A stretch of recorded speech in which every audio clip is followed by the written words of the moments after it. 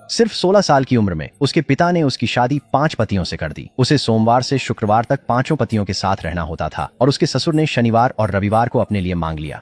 क्योंकि उसने अपने 5 बेटों के लिए पत्नियां लाने में 500,000 रुपए खर्च किए थे, इसलिए वह हफ्ते में 2 दिन का विशेष अधिकार मांगता था। इस अपमान का सामना करते हुए महिला बस बेबस होकर रो सकती थी। यह सबसे भयानक हिस्सा नहीं था। जोशी को पत्नी की जिम्मेदारियां निभाने के साथ साथ घर के सभी कामकाज भी करने पड़े। शीघ्र ही वह पूरी तरह से थकान से चूर हो गई।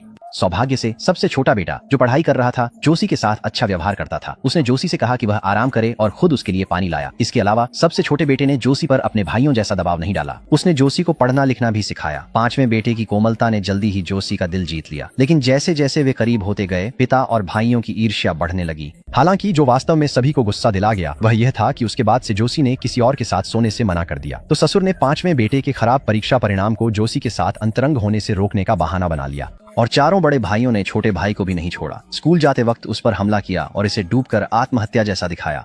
पुलिस जांच का सामना करते हुए उन्होंने कहा कि उनके भाई ने शैक्षणिक दबाव के कारण अपनी जान ली। लेकिन पुलिस के जाते ही जोशी के दुहक और डर को अनदेखा कर उन्होंने उससे तुरंत सोने की मांग की।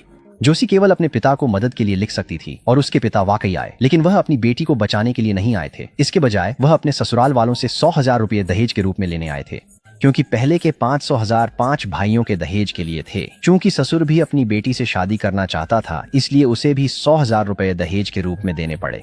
जाने से पहले पिता को बेटी से मिलने की याद आई। उन्होंने जोशी को बताया कि दहेज के पैसे से शहर में घर और कार खरीदी है और कहा कि वह उन्हें याद न करे। ससुराल का दहेज भी आज ही इकट्ठा हुआ था। पिता के शब्दों ने जोशी को चौंका दिया। उसकी आखिरी उम्मीद भी टूट गई। जाने से पहले पिता ने जोशी को आशीर्वाद दिया, यह आशा करते हुए कि वह 100 पुत्रों को जन्म दे।